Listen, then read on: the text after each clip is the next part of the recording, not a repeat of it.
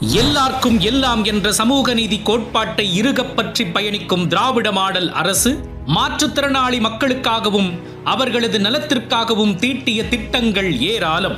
ஊனமுற்றோர் என்றிருந்த பெயரை மாற்றுத்திறனாளிகள் என மாற்றி அவர்களுக்கென தனி துறையையே உருவாக்கியவர் முத்தமிழறிஞர் டாக்டர் கலைஞர் அவர்கள். அவர் காட்டிய பாதையில் பயணிக்கும் நமது மாண்புமிகு தமிழ்நாடு முதலமைச்சர் மு.க.ஸ்டாலின் அவர்கள் மாற்றுத்திறன் கொண்ட மக்கள் மீது கொண்ட அக்கறையாலும் பேரன்பாலும் அமைத்து தந்த திட்டங்கள் கணக்கில் அடங்காதவை.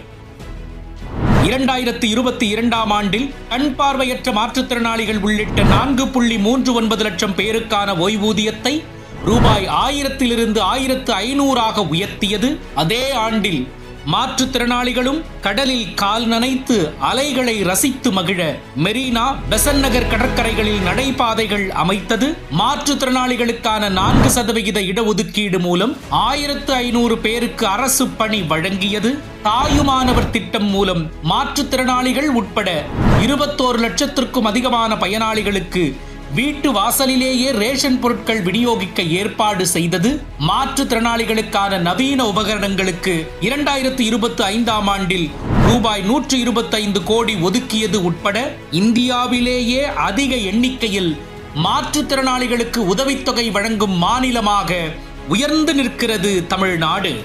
இவை மட்டுமா, நாட்டிலேயே தனித்துவமான தொலைநோக்கு திட்டமான உள்ளாட்சி அமைப்புகளில் மாற்றுத்திறனாளிகளுக்கு பிரதிநிதித்துவம் அளித்திடும் மாபெரும் திட்டத்தை வகுத்து தந்தவர் முதலமைச்சர் முத்துவேல் கருணாநிதி ஸ்டாலின்.